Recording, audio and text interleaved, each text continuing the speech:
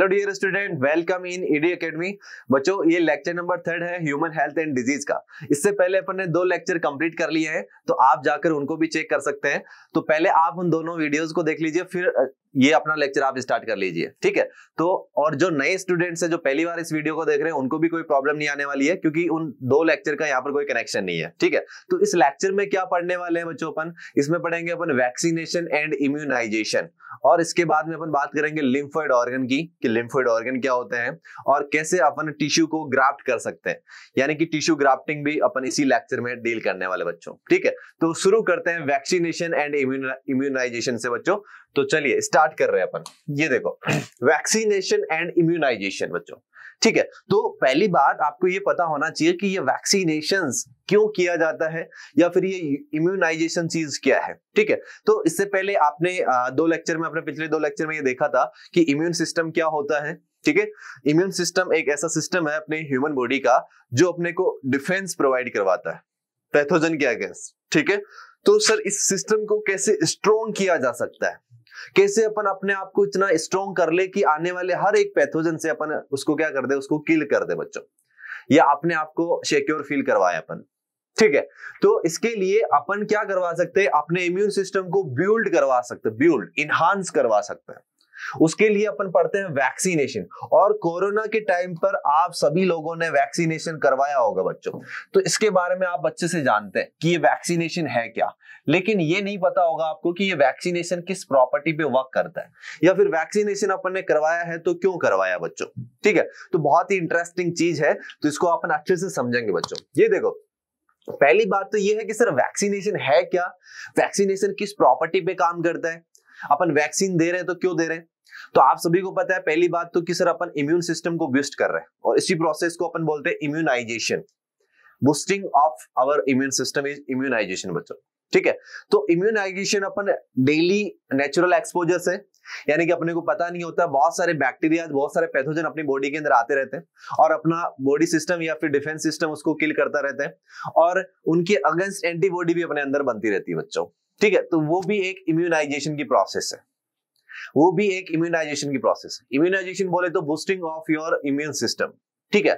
उसके अलावा अपन कैसे आर्टिफिशियली कैसे इम्यूनाइजेशन करवा सकते हैं, या फिर कैसे अपन उसको क्रिएट कर सकते हैं इम्यून सिस्टम को, ठीक है। इधर देखो, सबसे पहले अपन बात करते हैं वैक्सीनेशन की।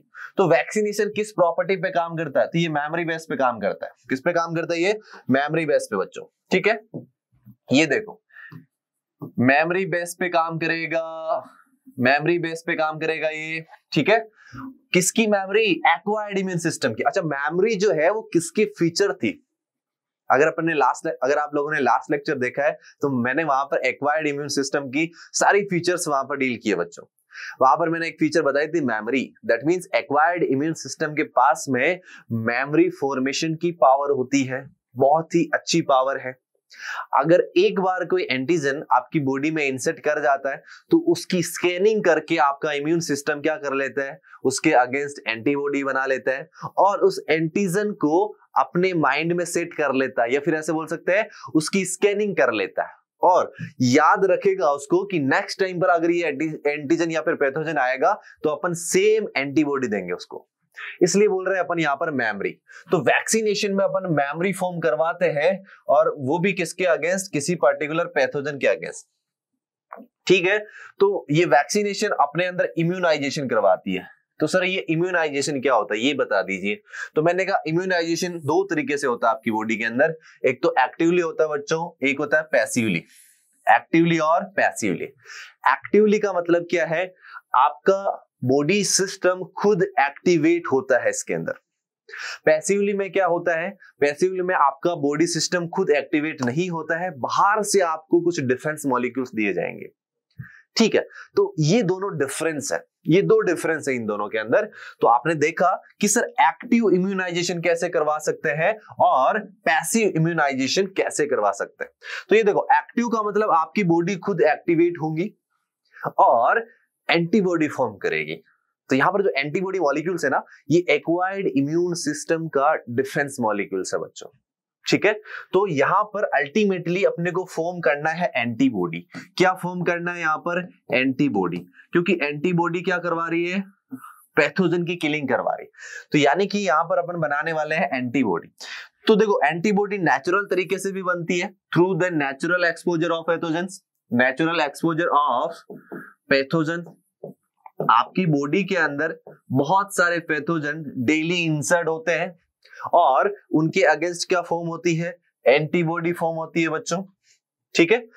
और दूसरा है artificially by vaccination. By vaccination, ये देखो यही वाला वैक्सीनेशन, कैसे वैक्सीनेशन से अपन एंटीबॉडी बना सकते हैं वो अभी अपन देखने वाले हैं बच्चों, ठीक है। दूसरी जगह आ जाते हैं पैसिव इम्यूनाइजेशन। तो पैसिव में अपन नेचुरली एंटीबॉडी लेते हैं। इससे पहले वाले लेक्चर में मैंने आपको समझाया था एक्वायर्ड इम्यून सिस्टम में भी मैंने उसको अलग अलग टाइप्स में डिवाइड किया था और वहां पर अच्छे से क्लियर किया था। सेम वही प्रोसेस यहाँ पर है।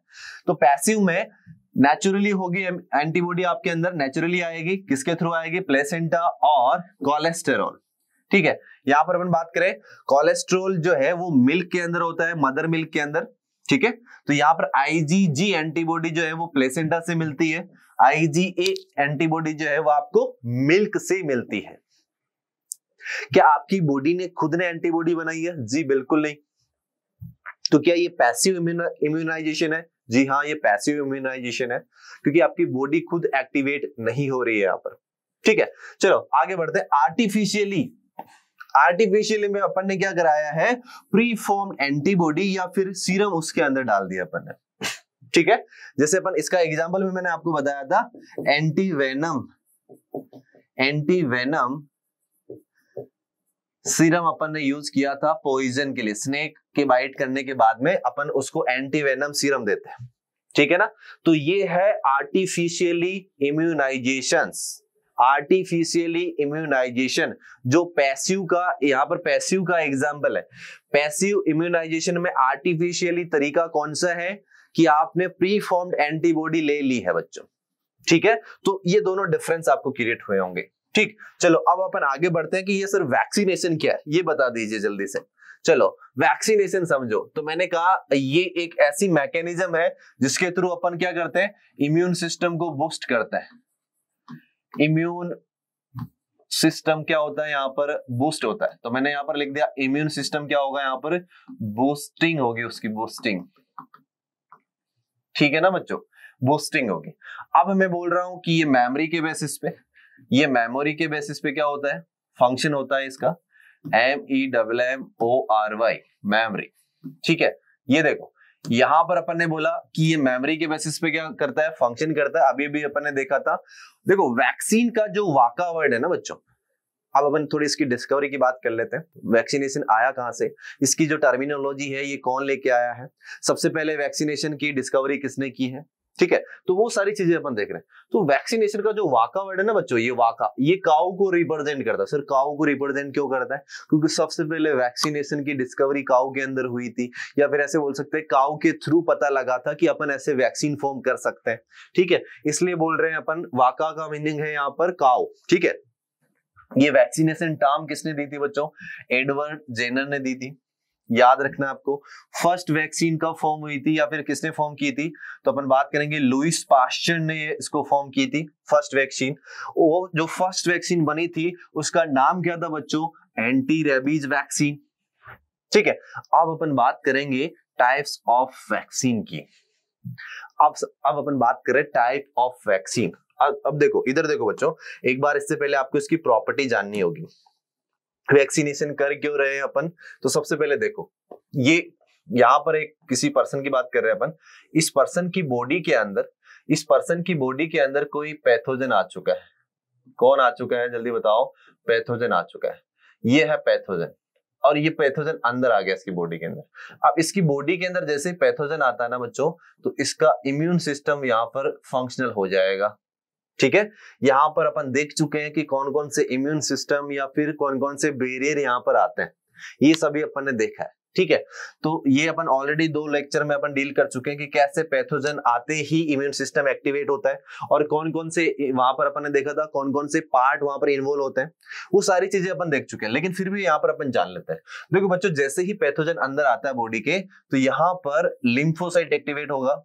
लिम्फोसाइट क्या सर ओनली लिम्फोसाइट एक्टिवेट होगा? जी नहीं, इससे पहले भी बहुत सारे यहाँ पर डिफेंस बैरियर्स या ऐसे बोल सकते हैं डिफेंस सिस्टम यहाँ पर वर्क करते हैं, लेकिन मैं यहाँ पर लिम्फोसाइट का रोल यहाँ पर आपको बता रहा हूँ। ठीक है, लिम्फोसाइट और ल्यूकोसाइट इन दोनों का ही रोल रहता है इसके अंदर। तो देखो लिम्फोसाइट दो तरह की होती है बच्चों, आप सभी को पता होगा। लिम्फोसाइट दो तरह की यहाँ पर, एक को बोला अपन ने टी लिम्फोसाइट, एक को बोलते हैं अपन बी लिम्फोसाइट। ठीक है बच्चों, टी लिम्फोसाइट के अलग अलग पार्ट अपन देख रहे हैं, टी हेल्पर, टी किलर या T cytotoxic, T suppressor, T memory, ये सब सेल्स है इसकी, ये सब सेल्स है, ये सब इसकी सेल्स है बच्चों, जो किसके अंदर आती है? टी लिम्फोसाइट के अंदर आती है। बी लिम्फोसाइट के अंदर क्या क्या आता है जल्दी बताओ? प्लाज्मा सेल आता है इसके अंदर, प्लाज्मा सेल, जी हाँ प्लाज्मा सेल। इसके बाद में क्या आएगा इसके अंदर? प्लाज्मा सेल्स के बाद में अपन बात करते हैं यहाँ पर मेमोरी सेल्स, तो मैंने लिखा है मेमोरी सेल्स। ठीक है, तो देखो एंटीबॉडी फॉर्म, अब जैसे ही पैथोजन बॉडी के अंदर आया है, यहाँ पर लिम्फोसाइट को एक्टिवेट किया जाएगा, लिम्फोसाइट में भी बी लिम्फोसाइट को एक्टिवेट किया जाएगा, और बी लिम्फोसाइट में भी ये प्लाज्मा सेल जो है ना बच्चों, ये प्लाज्मा सेल ये क्या करने वाली है? ये एंटीबॉडी फॉर्म करेगी, ये फॉर्मेशन करेगी किसका? एंटीबॉडी का। तो ये मैंने आपको ऑलरेडी बता रखा है कि एंटीबॉडी का फॉर्मेशन कौन सी लिम्फोसाइट करेगी, तो मैंने कहा बी लिम्फोसाइट करेगी बच्चों, और बी में भी कौन सी सेल करेगी? प्लाज्मा सेल करेगी। तो मैंने यहां पर लिखा है फॉर्मेशन ऑफ एंटीबॉडी, किसने किया है? प्लाज्मा सेल ने। मैंने यहां पर लिख दिया प्लाज्मा सेल क्या कर रही है, तो आप देख पा रहे हो इसने फॉर्मेशन किया एंटीबॉडी का।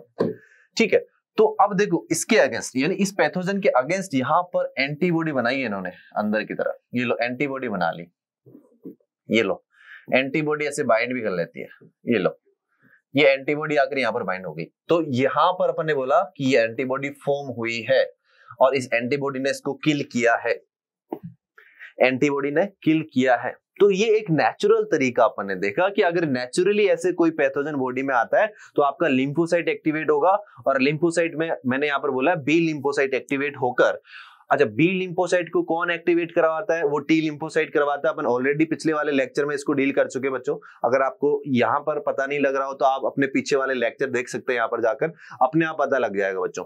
तो मैंने बोला बी लिम्फोसाइट में प्लाज्मा सेल ने क्या करा है? एंटीबॉडी का फॉर्मेशन किया है और फाइनली इसकी किलिंग की है पैथोजन की। दैट मींस एंटीबॉडी का बहुत बड़ा रोल है यहाँ पर। ठीक है, ये अपन देख पा रहे हैं। तो सर अब वैक्सीनेशन का मीनिंग क्या है? वैक्सीनेशन का मीनिंग ये है कि ये एंटीजन जो है ये नेचुरल ना देकर आप इसको आर्टिफिशियली दे दो। क्या इसको अपन आर्टिफिशियली इसके अंदर दे दें? जी हाँ, आर्टिफिशियली पैथोजन या फिर एंटीजन अगर आप बॉडी के अंदर इंसर्ट कराते हो तो उस टर्म को ही अपन बोलते हैं वैक्सीनेशन, उसी फिनोमिना को बोलते हैं अपन वैक्सीनेशन बच्चों। ठीक है, यानी कि वैक्सीनेशन में अपन ने क्या यूज किया है? ये पैथोजन यूज किया है जो आपकी बॉडी से क्या बनवाएगा? एंटीबॉडी बनवाएगा। तो सर अपन क्यों कर रहे हैं ये? अपन क्यों पैथोजन दे रहे हैं, क्यों वैक्सीनेशन दे रहे हैं? अच्छा अपन पहले ही क्यों उसको पैथोजन दे रहे हैं? देखो भाई, इसका रीजन ये है कि सपोज जैसे अपन ने कोरोना की बात की थी, तो कोरोना जिसको नहीं हुआ था उसको वैक्सीनेशन अपन पहले ही दे दिए थे, यानी कि उसको अपन ने कोरोना का एंटीजन पहले ही दे दिया था। तो इससे फायदा क्या हुआ? इससे फायदा ये हुआ कि उस कोरोना वायरस के अगेंस्ट अपनी बॉडी ने क्या बनाई थी? एंटीबॉडी बनाई।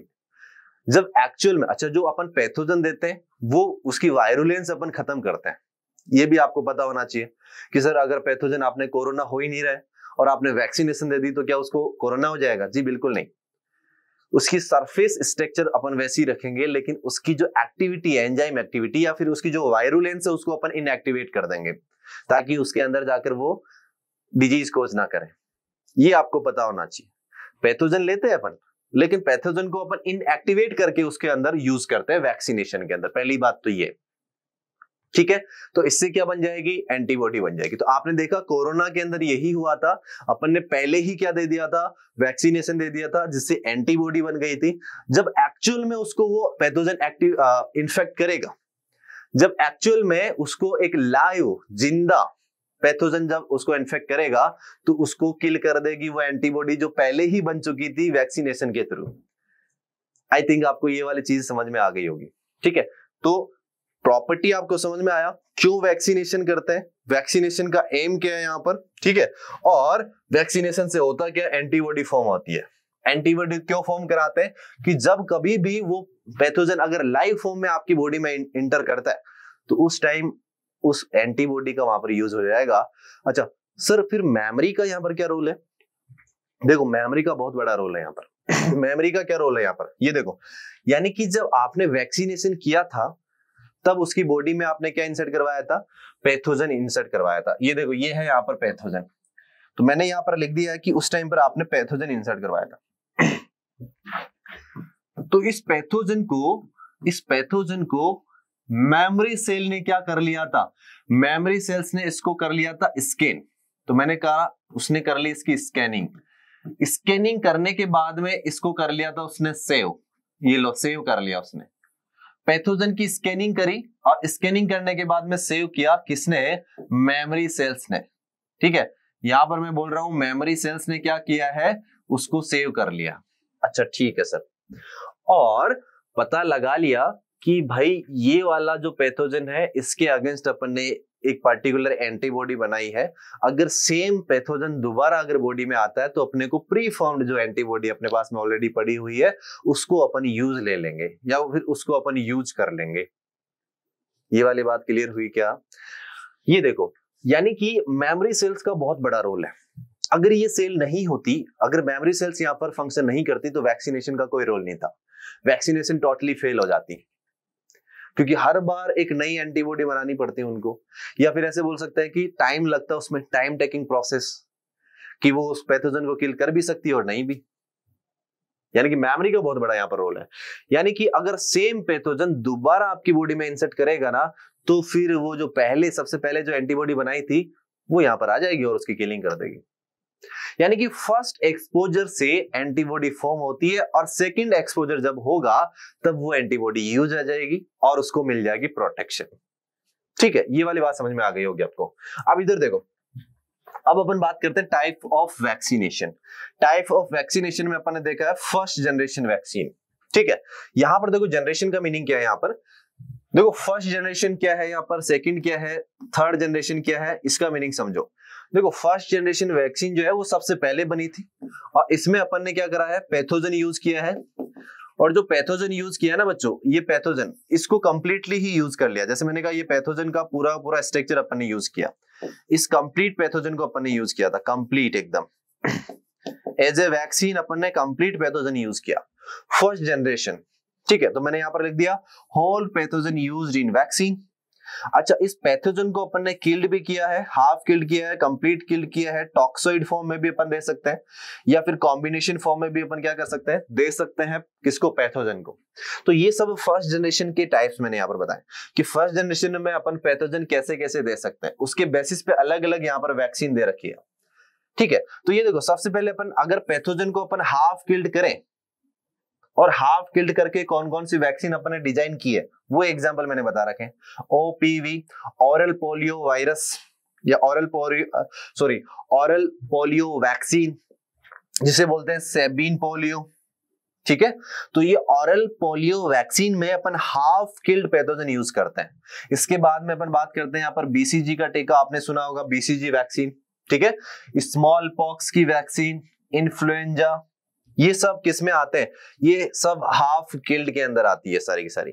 फिर अपन बात करते हैं किल्ड के अंदर अपन ने टोटली किल्ड किया उसको, जिसमें आ जाती है टाइफॉइड की वैक्सीन, साल्क पोलियो। यहाँ देखो सेबीन पोलियो के लिए जो वैक्सीन बनी है उसको बोलते हैं अपन ऑरल पोलियो वैक्सीन, बहुत इंपॉर्टेंट है। और ये वाली अपन ऑरली नहीं देते हैं, इसको अपन एज ए इंजेक्शन की फॉर्म में देंगे। इसको साल्क पोलियो को अपन एज ए इंजेक्शन बॉडी के अंदर इंसर्ट करवाएंगे डायरेक्ट।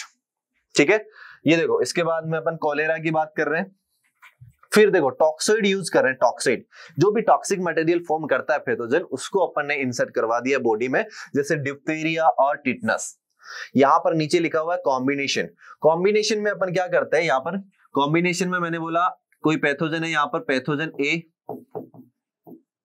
पैथोजन ए जो कोई पर्टिकुलर डिजीज करता है यहाँ पर, फिर पैथोजन बी जो कोई पर्टिकुलर डिजीज करता है, फिर पैथोजन सी जो कोई पर्टिकुलर डिजीज करता है, इसको डिजीज 1 2 3। अब इन तीनों पैथोजन को अपन एक साथ क्या करवाएंगे, बॉडी में इंसर्ट करवाएंगे एज ए वैक्सीन, तो उसको बोलते हैं अपन कॉम्बिनेशन वैक्सीन।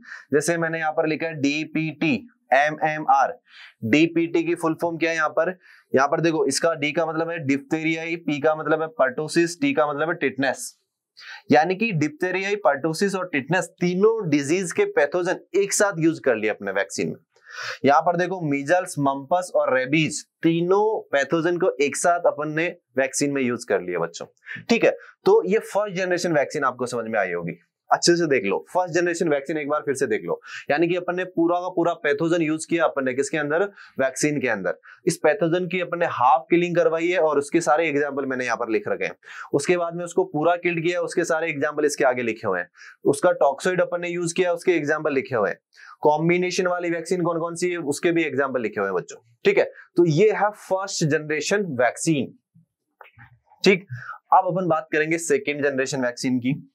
ये लो, ये देखो, इसकी फुल फॉर्म भी यहाँ पर लिखी हुई है, तो आप देख लेंगे। DPT की फुल फॉर्म क्या है यहाँ पर, डिप्थेरिया, पर्टोसिस, टिटनेस, मैंने अभी आपको बता दिया है। ये देखो मीजल्स, मम्पस और रेबीज। ठीक, अब ये देखो सेकेंड जनरेशन वैक्सीन की बात करेंगे, लेकिन इससे पहले अपन बात करेंगे कि सर सेकेंड जनरेशन वैक्सीन की रिक्वायरमेंट क्यों पड़ी। जब ऑलरेडी आपने फर्स्ट जनरेशन वैक्सीन बना ली थी तो भैया सेकेंड जनरेशन क्यों लेके आए। देखो, जो भी थ्योरी होती है या फिर जो भी, जैसे अपन बात करते हैं किसी कार कंपनी की या फिर मोबाइल आईफोन की अगर अपन बात करें, ठीक है, किसी की ब्रांडिंग नहीं करनी चाहिए, लेकिन फिर भी मैं आपको बता रहा हूं। आप देखो कि हर एक वेरिएशन में या फिर हर एक मॉडल में नई नई फीचर्स आती है सेम। तो कहीं ना कहीं जो नई फीचर आती है उसके अंदर अपन देखेंगे कि जो पुरानी वाली फीचर्स थी, अब पुराना वाला जो आईफोन या फिर ऐसे बोल सकते मोबाइल जो था, उसके अंदर कोई ना कोई ड्रॉबैक था, उस ड्रॉबैक को रिमूव किया जाता है। सेम एज यहाँ पर भी अपन ने क्या किया है कि जो फर्स्ट जनरेशन वैक्सीन है कहीं ना कहीं उसमें कोई ड्रॉबैक था, कोई ना कोई उसमें कमी थी।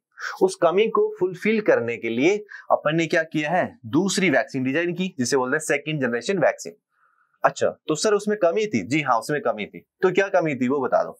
इसका देखो ड्रॉबैक क्या था कि अगर आपने पूरा पैथोजन दे दिया ना उसमें, तो वो बॉडी की किसी ऑर्गन या टिश्यू को क्या कर सकता है, डैमेज कर सकता है बच्चों, या फिर अफेक्ट कर सकता है। हो सकता है उसने यूरिनरी सिस्टम को ही अफेक्ट कर दिया हो, यूरिनरी सिस्टम को, तो यूरिनरी सिस्टम खतरे में आ गया ना भैया। जी हाँ, ठीक है। हो सकता है उसने सर्कुलेटरी सिस्टम को ही अफेक्ट कर दिया है, सर्कुलेटरी सिस्टम खतरे में आ गया फिर। जी हाँ, सर्कुलेटरी सिस्टम खतरे में आ गया यहाँ पर। ठीक है, तो आपकी बॉडी के किसी सिस्टम को अफेक्ट ना करे इसलिए अपन ने करा है सेकेंड जनरेशन वैक्सीन। तो इसमें क्या होता है, इसमें भैया अपन पैथोजन यूज नहीं करेंगे, इसमें अपन RDT मेथड यूज करेंगे, रिकॉम्बिनेंट DNA टेक्नोलॉजी। बहुत ही अच्छी टेक्नोलॉजी है। 12th क्लास के चैप्टर में आप लास्ट के चैप्टर जूलॉजी की जो है उसमें आप पढ़ेंगे 11 और 12 नंबर जो चैप्टर है बायोटेक्नोलॉजी, जिसमें आप प्रिंसिपल और उसकी अपन एप्लीकेशन पढ़ते हैं। ठीक है, तो RDT की मेथड बहुत ही अच्छी मेथड है जिसके थ्रू अपन सेकेंड जनरेशन वैक्सीन यहाँ पर डिजाइन करते हैं। सर RDT मेथड क्यों यूज किया यहाँ पर, इसके पीछे बहुत बड़ा रीजन है और अच्छा रीजन है यहाँ पर। सर RDT क्यों यूज किया, मैंने बोला ना, जो मॉर्फोलॉजी बना रहा है यहाँ पर पैथोजन की जो मॉर्फोलॉजी है ना, पैथोजन की मॉर्फोलॉजी। अब मॉर्फोलॉजी क्या होती है कि वो दिखने में कैसा है, मॉर्फोलॉजी यानी कि वो दिखने में कैसा है। तो मैंने कहा सर उसका सरफेस एरिया जो है ना, सरफेस एरिया, इस सरफेस एरिया को क्या बोलते हैं, जल्दी बताओ। इस सरफेस एरिया को क्या बोलते हैं अपन, इसको बोलते हैं एपिटोप, जहां पर एंटीबॉडी आकर जुड़ेगी, यानी कि इसको एपिटोप बोलेंगे। यस, ये वाला जो रीजन बच्चों आपको दिख रहा है ना, इसको बोलते हैं अपन एपिटोप। तो मैंने लिख दिया यहाँ पर एपिटोप। ठीक है, अच्छा इसको एपिटोप बोलेंगे, हाँ इसको एपिटोप बोलेंगे। तो सर ये एपिटोप के अगेंस्ट एंटीबॉडी बनेगी, जी बिल्कुल। एपिटोप पर कौन आकर बाइंड करता है, पेराटोप। कौन आकर बाइंड करेगा यहाँ पर, पेराटोप। तो पेराटोप किसके पास में, एंटीबॉडी के पास में। किसके पास में, एंटीबॉडी के पास में। यानी कि ये वाला रीजन एपिटोप, और इसके ऊपर आकर जुड़ेगा कौन, एपिटोप के ऊपर आकर जुड़ेगा पेराटोप। ये लो, ये एपिटोप था तो ये वाला रीजन जो हो गया, जो इससे जुड़ रहा है, इसको बोला पेराटोप। ठीक है, ये देखो, तो अपन बात कर रहे हैं यहाँ पर कि सर एंटीबॉडी को क्या चाहिए। यहाँ पर आप देखो कि एंटीबॉडी को बाइंड होने के लिए क्या चाहिए, क्या पूरा पैथोजन चाहिए, बिल्कुल नहीं चाहिए उसको पूरा पैथोजन। उसको बस मतलब है तो एपिटोप से मतलब है, बस एपिटोप मिल जाए तो वो जाके बाइंड कर जाएगी। तो क्या एपिटोप उसकी मॉर्फोलॉजिकल स्ट्रक्चर में आता है? बिल्कुल उसकी मॉर्फोलॉजिकल स्ट्रक्चर में आता है। तो सर मॉर्फोलॉजी कौन फॉर्म करता है किसी भी ऑर्गेनिज्म की? ठीक है, अगर मैं अपनी बात करूं, किसी भी लिविंग ऑर्गेनिज्म की मॉर्फोलॉजी की मैं बात करूं, तो बच्चों उसको डिसाइड करता है उसका genetic material DNA. DNA decide करेगा कि इसकी कैसी मॉर्फोलॉजी बनने वाली है। ठीक है, डीएनए ही डिसाइड करेगा कि इसको मेरे को कैसी नोज शेप देनी है, कैसे इसको हेयर स्टाइल देना है, कैसी इसको बॉडी स्ट्रक्चर देनी है, वो सारी चीजें जो डिसाइड करेगा वो डीएनए डिसाइड करेगा। तो इस सेम पैथोजन के अंदर भी जो इसकी मॉर्फोलॉजिकल स्ट्रक्चर है वो कौन फॉर्म कर रहा है? जल्दी बताओ। डीएनए फॉर्म कर रहा है। इधर देखो, आपको पता होगा डीएनए, ये मैंने यहां पर लिया है डबल स्टैंडर्ड डीएनए। ठीक है, इसको मैंने लिख दिया यहां पर डबल स्टैंडर्ड डीएनए। ये लो जी डबल स्टैंडर्ड डीएनए। अब इससे कैसे मॉर्फोलॉजी बनेगी वो भी आप देख लो। देखो, इस डीएनए से बनता है एमआरएनए, आप सभी को पता होगा अच्छे से। ठीक है, आप सभी को पता होगा कि इससे बनता है एमआरएनए। इस प्रोसेस को बोलते हैं अपन ट्रांसक्रिप्शन। क्या बोलते हैं इसको? ट्रांसक्रिप्शन। और इस एमआरएनए से बनती है कोई पर्टिकुलर प्रोटीन जिसे बोलते हैं ट्रांसलेशन। अब यही प्रोटीन क्या किसके अंदर रेस्पॉन्सिबल होती है? ये मॉर्फोलॉजी के अंदर रेस्पॉन्सिबल होती है। ये लो, यही प्रोटीन कहीं ना कहीं जाकर उसकी मॉर्फोलॉजी डिसाइड कर रही है या फिर मॉर्फोलॉजी को फॉर्म कर रही है। मैंने कहा अगर मैं इस डीएनए की बात करूं तो ये एक माइक्रो ऑर्गेनिज्म का डीएनए है और इसने बनाया है ये प्रोटीन, और यहाँ पर मॉर्फोलॉजी में इसने क्या बना दिया है? इसने एपिटोप वाला रीजन बना दिया है। अच्छा, ऐसा क्या? बिल्कुल ऐसा। अच्छा, तो एपिटोप डीएनए बनाता है? बिल्कुल डीएनए बनाता है। तो क्या अपन डीएनए को इंसर्ट करा के एपिटोप बनवा सकते हैं? बिल्कुल बनवा सकते हैं। तो क्या सर अपन डीएनए को वैक्सीन में यूज करके फिर उससे एपिटोप बनवा लेंगे? बिल्कुल बनवा लेंगे। तो क्या एपिटोप हवा में बनेगा? हवा में नहीं बनेगा। जिस किसी ऑर्गेनिज्म या फिर जिस किसी होस्ट बॉडी में आप डालोगे ना, उसके अंदर एपिटोप बनेगा। तो एंटीबॉडी कभी डीएनए के अगेंस्ट नहीं बनने वाली वहां पर। अगर आपने डीएनए यूज किया ना सेकेंड जनरेशन के अंदर, तो वहां पर डीएनए के अगेंस्ट एंटीबॉडी नहीं बनेगी। तो किसके अगेंस्ट बनेगी? एपिटोप के अगेंस्ट। वो एंटीबॉडी ओनली किसको समझती है? एपिटोप को, बाकी वो किसी को नहीं जानती है। तो एपिटोप बना कैसे? भैया डीएनए से बना। डीएनए कहां पर गया होगा? बॉडी के अंदर गया होगा, होस्ट बॉडी के अंदर। तो क्या उसके अंदर ये मैकेनिज्म चली होगी? बिल्कुल, ट्रांसक्रिप्शन, ट्रांसलेशन, और उसके अंदर बनी है फिर एपिटोप वाले रीजन होस्ट की बॉडी के अंदर। और अब जब जैसे ही एपिटोप जला जाएगा तो क्या अब एंटीबॉडी फॉर्म हो जाएगी? यस, एंटीबॉडी फॉर्म हो जाएगी। तो वैक्सीनेशन से क्या करवाते हैं? एंटीबॉडी फॉर्मेशन ही तो करवाते हैं। बिल्कुल क्लियर हो गया। ये वाला कॉन्सेप्ट अच्छे से क्लियर हुआ होगा आप लोगों को। अब इधर देखो, यहां पर मैंने बोला है होस्ट। यहां पर होस्ट कौन है? ये ध्यान रखना, यहाँ पर होस्ट कौन है? ये अपन एपिटोप बनवा रहे हैं। ये एपिटोप किसके अंदर बनवा रहे हैं? जल्दी देखो यहाँ पर बच्चों, ये देखो, ये एपिटोप अपन बनवा रहे हैं यीस्ट के अंदर। यीस्ट के अंदर ध्यान रखना, अपन यीस्ट के अंदर क्या बनवा रहे हैं? एपिटोप। ह्यूमन बॉडी के अंदर एपिटोप बनेगा क्या? नहीं, यीस्ट के अंदर बनेगा। ठीक है, इधर देख लो। तो आरडीटी मेथड में आपको क्या चाहिए होता है कि कोई भी जीन है, मैंने कहा यहाँ पर जीन वर्ड यूज कर रहा हूं मैं, कोई भी जीन है उसको आप इंसर्ट कराओगे। पहले इसको आप लोड कराओगे वेक्टर के ऊपर। ये लो जी, वेक्टर के ऊपर आपने लोड किया। फिर इस वेक्टर को आप इंसर्ट कराओगे किसी होस्ट सेल में। ये लो जी, होस्ट सेल में इंटर करवा दिया। इस होस्ट सेल्स में क्या आ चुका है? वेक्टर आ चुका है। ठीक है, अब ये होस्ट सेल्स के अंदर क्या बनने वाला है? इसमें बनेगा आपका डिजायर्ड प्रोडक्ट। तो मैंने कहा यहाँ पर प्रोडक्ट बन गया है। अब आप इस प्रोडक्ट को क्या कर लोगे? आइसोलेट कर लोगे। ये लो जी, आइसोलेट कर लिया। तो यहाँ पर जो प्रोडक्ट बना है वो क्या बना है? एपिटोप बना है सर, एपिटोप। ठीक है ना? तो आप समझ गए होंगे अपने को बनाना क्या था? एपिटोप बनाना था।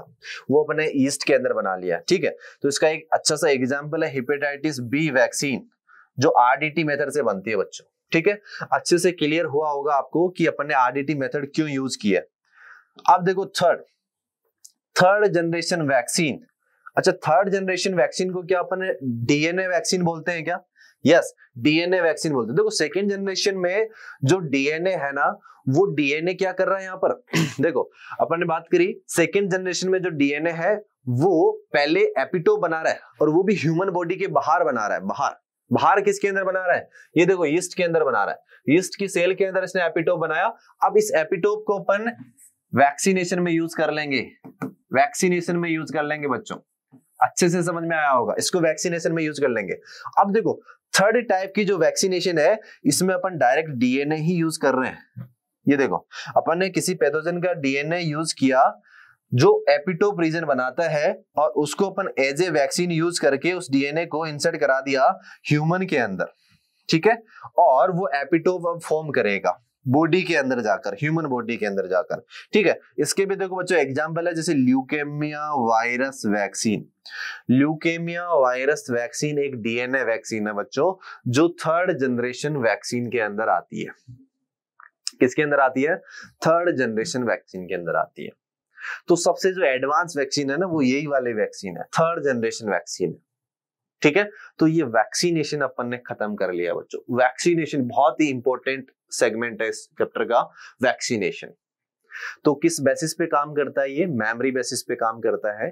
और अपन ऐसे बोलेंगे कि सर मेमोरी बेसिस पे कैसे काम करता है, भैया इसमें पहले आपकी बॉडी में पैथोजन डालेंगे, फिर उसके अगेंस्ट एंटीबॉडी बनाएंगे, तो उस टाइम पर आपकी मेमोरी सेल एक्टिवेट रहती है, वो उस पैथोजन को स्कैन कर लेगी, माइंड में फिट कर लेगी, भैया ये वाली स्ट्रक्चर है और ये वाली एंटीबॉडी इसके अगेंस्ट फॉर्म की है, सारा डाटा वो सेव कर लेती है। जब सेम पैथोजन नेचुरली जब कभी भी आपकी बॉडी के अंदर आएगा, डाटा सेव है मेमोरी सेल्स के पास में, तुरंत एक्शन लेगी, तुरंत उसी एंटीबॉडी को एक्ट करवाएगी और पैथोजन की हो जाएगी टाइटाइफिस, ठीक है। तो वहां पर उसकी अच्छी वाली धुलाई हो जाएगी। तो वैक्सीनेशन बहुत ही प्यारा सेगमेंट है बच्चों, ठीक है ना। तो ये सारी चीजें आपको समझ में आई होगी। चलो आगे बढ़ते हैं। अब ये देखो, अब अपन बात करते हैं लिम्फोइड ऑर्गन। बहुत ही प्यारा सेगमेंट है लिम्फोइड ऑर्गन, यानी कि लिम्फोसाइट मिलेगी इन लिम्फोइड ऑर्गन में। अच्छा, तो लिम्फोसाइट, यहां पर अपन ने बात करी है लिम्फोसाइट। ये देखो लिम्फोसाइट जो है, इसका अपन बात कर रहे हैं दो तरह से। पहले तो देखो इसका फॉर्मेशन होगा, इसका क्या होने वाला है यहाँ पर, फॉर्मेशन और मैच्योरेशन होगा, फॉर्मेशन और मैच्योरेशन होगा।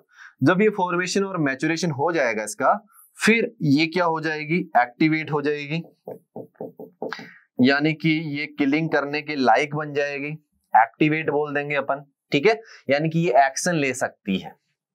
तो अपन बात करते हैं यहाँ पर, अपन लिम्फोसाइट के फॉर्मेशन और मैच्योरेशन की बात करेंगे, तो वहां पर लिम्फोइड ऑर्गन आएंगे बच्चों। और जो अपन ने पैथोजन की किलिंग करवाई है, यहाँ पर पैथोजन की जो अपन धुलाई करवाते हैं, तो यहाँ पर उसका धुलाई सेंटर जो है वो लिम्फोइड ऑर्गन है यहाँ पर, ठीक है बच्चों। अब अपन देखते हैं कि सर कैसे धुलाई सेंटर बोलते हैं इसको, तो पहले इसको समझो। देखो इधर, ये देखो यहाँ पर, the organ at where formation, maturation and activation of lymphocyte take place. अभी मैंने आपको बताया, क्लियर हो गया होगा। Lymphoid organ are classified into two parts, दो पार्ट में डिवाइड है। प्राइमरी लिम्फोइड ऑर्गन, जहां पर फॉर्मेशन और मैच्योरेशन होगा। दूसरा है सेकेंडरी लिम्फोइड ऑर्गन, जहां पर इसका एक्टिवेशन होगा, यानी कि एक्टिंग साइड इसकी होगी है। प्राइमरी लिम्फोइड ऑर्गन कौन कौन से है, यहाँ पर अपन बात करें, यहाँ पर क्या होता है, मैच्योरेशन होगा और फॉर्मेशन होगा। तो ये देखो बोन मेरो और thymus, very very important segment है बच्चों, याद रखना होगा। तो क्या बोन मेरो और थाइमस के अंदर लिम्फोसाइट बनता है क्या, बिल्कुल लिम्फोसाइट बनता है। और आपको तो ये भी पता होगा कि बोन मेरो के अंदर क्या होता है, हिमेटोपोइसिस होता है, हिमेटोपोइसिस होता है। हिमेटोपोइसिस में क्या होता है, ये भी आपको पता है, क्या होता है, यहाँ पर ब्लड का फॉर्मेशन होता है। अच्छा, ब्लड का फॉर्मेशन होता है क्या, यस, ब्लड का फॉर्मेशन होता है, मतलब फॉर्मेशन यहाँ पर बोन मेरो में हो रहा है, थाइमस में इसका मैच्योरेशन हो रहा है। यार देखो ब्लड में क्या क्या मिलेगा, अरे सर ब्लड में तो आपको पता ही है, आरबीसी मिल जाएगी, क्या डब्ल्यूबीसी मिल जाएगी क्या, हाँ डब्ल्यूबीसी भी मिल जाएगी, ठीक है। प्लेटलेट्स मिल जाएगी क्या, यस प्लेटलेट्स मिल जाएगी। तो क्या डब्ल्यूबीसी में लिम्फोसाइट आता है, हाँ डब्ल्यूबीसी में लिम्फोसाइट आता है, ठीक है। आप समझ में आ गया, अच्छा क्लियर हुआ, ठीक है। हिमेटोपोइसिस की प्रोसेस से आपका लिम्फोसाइट बन रहा है, और वो भी किसके अंदर बन रहा है, यहाँ पर बोन मेरो के अंदर बन रहा है। तो थाइमस क्या है, थाइमस को बोला ना, मैच्योरेशन हो रहा है यहाँ पर, ठीक है। तो फॉर्मेशन और मैच्योरेशन जो होता है वो प्राइमरी लिम्फोइड ऑर्गन में होता है, और इसके दो एग्जांपल है, बोन मेरो और थाइमस। चलिए आगे बढ़ते हैं।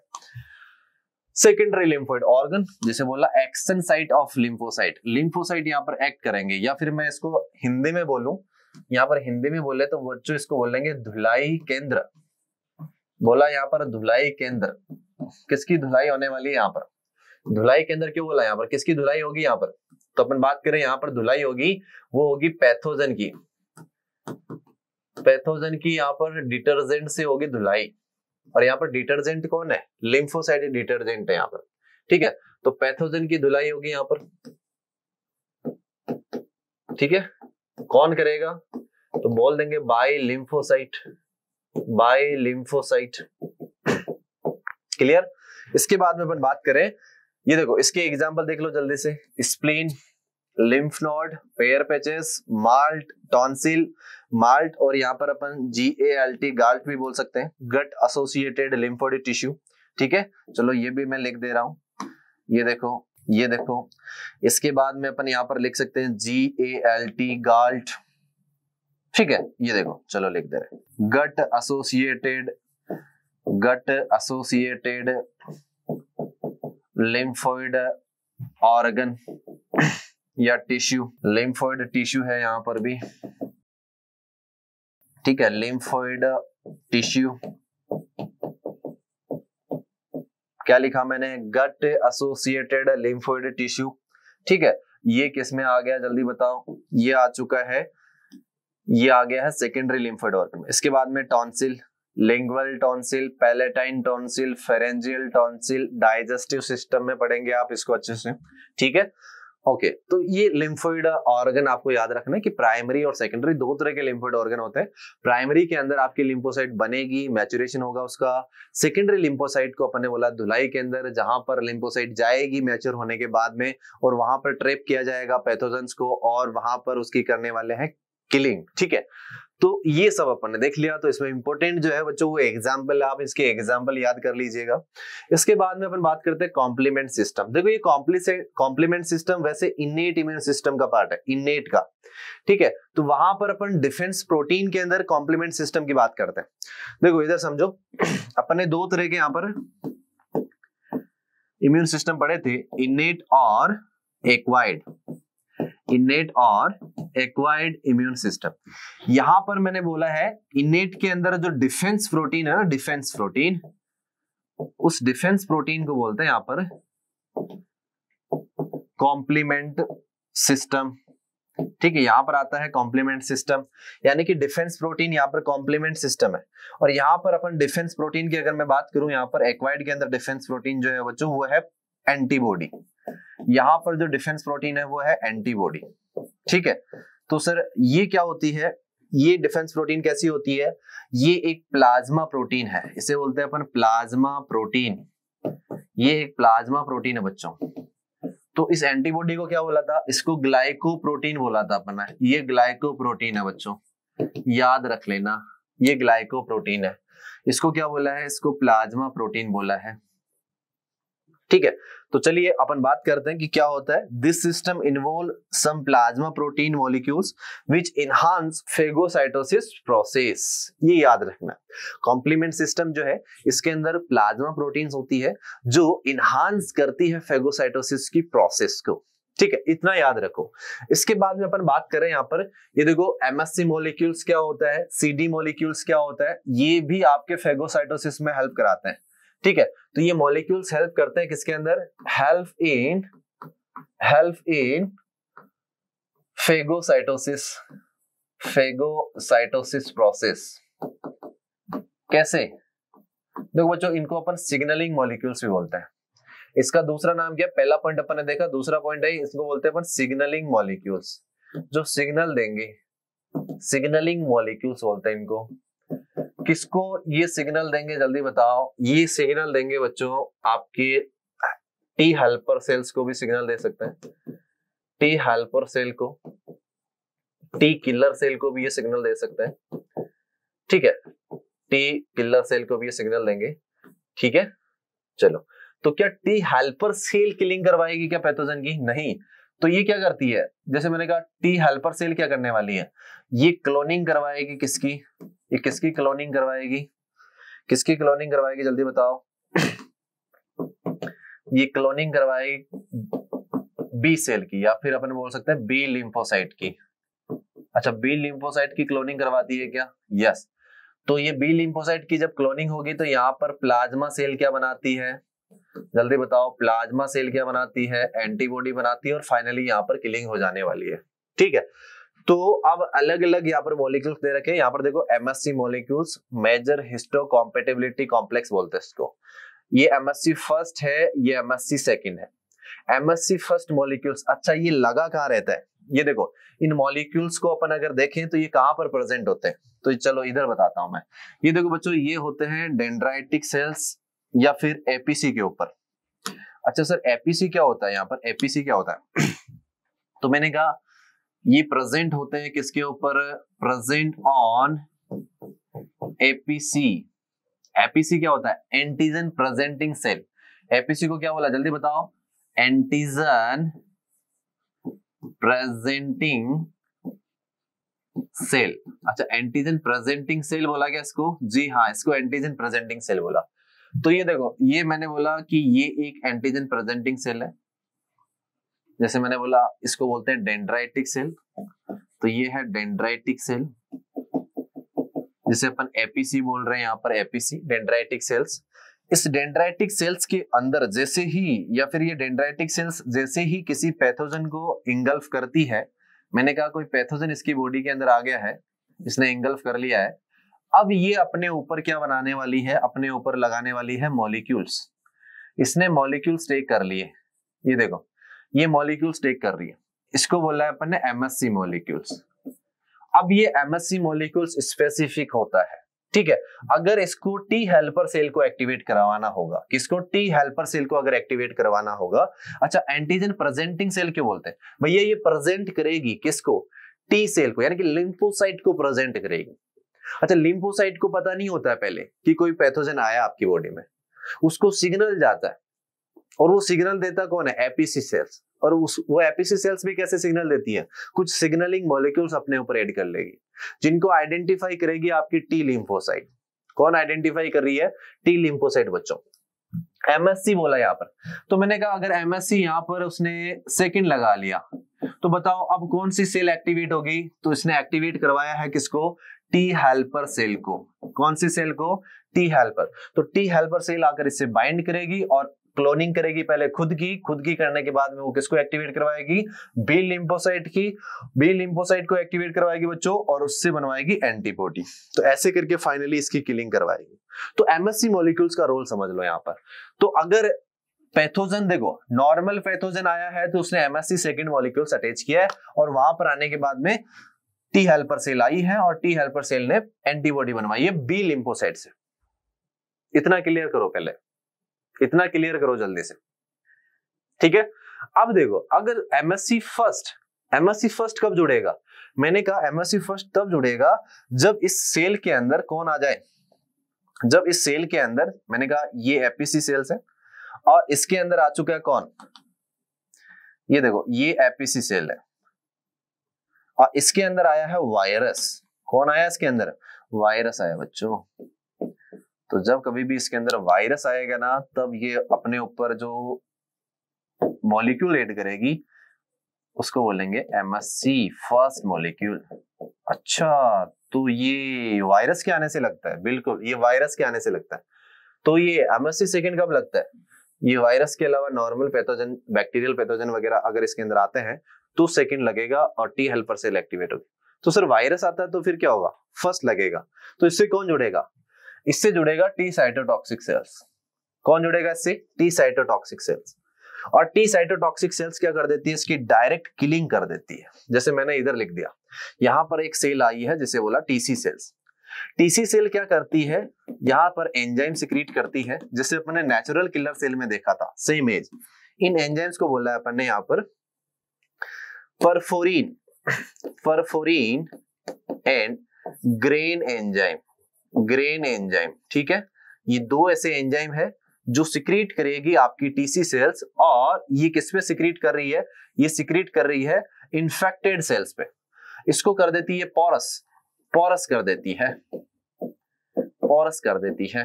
और पोरस करने के बाद में इसकी हो जाती है डेथ, ये लो डेथ हो जाती है। यानी कि जो भी वायरस से इन्फेक्टेड सेल्स है उनको खत्म करने का काम होता है आपकी टीसी सेल्स के पास में, ठीक है। अब देखो समझो सीडी मॉलिक्यूल्स, सीडी मॉलिक्यूल्स भी कहां पर, देखो सीडी मॉलिक्यूल्स दो टाइप के यहाँ पर CD4 और CD8, ठीक है। तो जो भी वायरल इन्फेक्टेड सेल्स है, या फिर मैं ऐसे बोल सकता हूं कि आपने अगर एड्स, चलो अभी अपन ने पढ़ा नहीं है, एड्स जब मैं आपको बताऊंगा ना बच्चों, एड्स जब मैं आपको पढ़ाऊंगा तब इन चीजों को क्लियर कर दूंगा कि ये सीडी मॉलिक्यूल्स क्या है। इसको बोलते हैं कॉम्प्लीमेंट्री डिटरमाइनिंग मॉलिक्यूल्स। क्या बोलते हैं इनको? कॉम्प्लीमेंट्री डिटरमाइनिंग मॉलिक्यूल्स बोलते हैं बच्चों, कहीं पर भी आप इसको लिख सकते हो सीडी मॉलिक्यूल्स को। तो ये वाला मॉलिक्यूल्स अगर लगता है तो इसके ऊपर आकर जुड़ेगी टी हेल्पर सेल्स, अगर CD8 आकर जुड़ता है तो वहां पर लगेगी टी साइटोटॉक्सिक सेल्स बच्चों, ठीक है। एड्स में इसको अपन अच्छे से क्लियर कर लेंगे। चलो अब आ जाओ ऑर्गन ट्रांसप्लांटिंग में, ऑर्गन ट्रांसप्लांटिंग या फिर टिश्यू ग्राफ्टिंग। तो यहाँ पर कौन कौन से, यहाँ पर अपन बोल सकते हैं कि ऑर्गन ट्रांसप्लांटिंग के अंदर होता क्या है, ठीक है। ऑर्गन ट्रांसप्लांटिंग में क्या होता है पहले ये समझो। कुछ नहीं होता सर, किसी भी ऑर्गन को आप या तो हो सकता है उसी इंडिविजुअल्स के अंदर दूसरी जगह पर लोकेट कर दो, या किसी दूसरे डोनर से किसी रेसिपिएंट के अंदर लाकर आप उसको ऐड कर दो, उसको बोलते हैं ग्राफ्टिंग। देखो क्या क्या खत्म कर लिया वो देखो, अपन ने वैक्सीनेशन, इम्यूनाइजेशन, लिम्फोइड ऑर्गन खत्म कर लिया। यहाँ पर कॉम्प्लीमेंट्री सिस्टम भी अपन ने देखा है, कॉम्प्लीमेंट सिस्टम भी अपन ने देखा है। अब अपन देख रहे हैं ग्राफ्टिंग क्या होता है या ऑर्गन ट्रांसप्लांटिंग क्या होता है। तो मैंने कहा किसी भी ऑर्गन को आप डोनर से उठाओ और रेसिपिएंट में डाल दो, ग्राफ्टिंग। तो सर ग्राफ्टिंग के लिए कौन कौन से पैरामीटर्स है, कौन कौन सी प्रिकॉशंस है, वहां पर कौन कौन सी सावधानी अपने को रखनी होती है। तो सबसे पहले आप डोनर और रेसिपिएंट का ब्लड ग्रुप मैच करो। तो सबसे पहला काम तो होता है ब्लड ग्रुप मैचिंग। मैच कर रहा है तो ही ग्राफ्टिंग करो, मैच नहीं कर रहा है तो ग्राफ्टिंग नहीं करोगे। क्यों नहीं करोगे? आप सर्कुलेटरी सिस्टम में अच्छे से समझोगे इसको, क्योंकि ब्लड कर लेता है क्लोट और ब्लड क्लोट होने से हो जाती है डेथ, ठीक है। और दूसरा जो है MSC मॉलिक्यूल्स को भी मैच करो। तो वहां पर दो चीजें ध्यान रखनी है आपको। एक तो आपने देखा सबसे पहले ब्लड ग्रुप मैच कर लिया, MSC मॉलिक्यूल्स मैच कर लिया, और बच्चों थर्ड जो पैरामीटर है वो है उसकी इम्यूनिटी भी चेक कर लो कि उसका इम्यून सिस्टम कैसा है, ठीक है। ऐसा नहीं हो कि आपने ग्राफ्ट किया और ग्राफ्ट करते खत्म हो गया। समझ रहे हो मेरी बात को? जो डोनर है उसकी भी इम्यूनिटी चेक करो कि उसने डोनेट तो कर दिया लेकिन उसके बाद में वो सस्टेन ही नहीं रह पा रहा है। तो ये सारे पैरामीटर्स चेक किए जाते हैं सबसे पहले, उसके बाद में अपन ग्राफ्टिंग करते हैं, ठीक। तो ये देखो मैंने ग्राफ्टिंग के बारे में क्या लिखा है यहाँ पर। तो ये आपको पता लग गया, किसी पर्टिकुलर ऑर्गन को अपन डोनर से उठाते हैं और किस में डाल देंगे, रेसिपिएंट में डाल देंगे। इसको बोलते हैं अपन ट्रांसप्लांटेशन या ऑर्गन ट्रांसप्लांटेशन या फिर ग्राफ्टिंग। ऑर्गन ट्रांसप्लांटेशन के दौरान आपके अंदर ये CMI क्या करती है, एक्टिवेट होती है। देखो ये इम्यूनिटी है CMI क्या होता है यहाँ पर, देखो दो तरह के रेस्पॉन्स आपकी बॉडी में होते हैं। एक तो होता है CMI, cell mediate immune response, और एक होता है ह्यूमरल रेस्पॉन्स, ठीक है। जो एंटीबॉडी का रेस्पॉन्स यहाँ पर होता है, एंटीबॉडी का, उसको बोलते हैं ह्यूमरल रेस्पॉन्स। और जिसमें सेल्स आपकी आ जाती है, जैसे यहाँ पर टी हेल्पर, टी किलर, और इनकी अगर अपन बात करें तो उसको बोलते हैं अपन सेल मीडिएट इम्यून रेस्पॉन्स। बात समझ में आ गई ना? यानी कि टी लिम्फोसाइट की अगर बात करें तो वो CMI शो करती है, और बी लिम्फोसाइट की मैं अगर बात करूं एंटीबॉडी की तो वो ह्यूमरल इम्यून रेस्पॉन्स शो करती है बच्चों, ठीक है। तो आपका ये जो CMI रेस्पॉन्स है ना, ये बहुत बड़ा रेस्पॉन्सिबल होता है ऑर्गन ट्रांसप्लांटेशन के लिए, ठीक है। अब इसके बाद में देखो some parameters should be checked, ये मैंने आपको बता दिया है कौन कौन से पैरामीटर्स चेक करना है। ब्लड मॉलिक्यूल्स देख लो, सॉरी ब्लड ग्रुप देख लो, MSC मॉलिक्यूल्स देख लो, और उसकी इम्यूनिटी देख लो, ठीक है बच्चों। तो ये सारी चीजें आपको देखनी है। अच्छा टाइप बताओ, टाइप ग्राफ्टिंग की टाइप बताओ।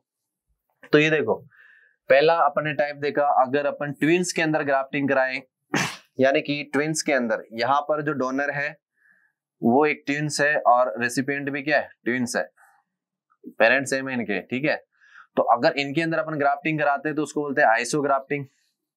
अगर अपन डिफरेंट इंडिविजुअल्स के बीच में कराते हैं और वो सेम स्पीसीज के हैं तो उसे बोलते हैं एलोग्राफ्टिंग। अगर अपन डिफरेंट स्पीसीज के मेंबर्स के अंदर अगर अपन ग्राफ्टिंग कराते हैं तो बच्चों बोलते हैं जीनोग्राफ्टिंग।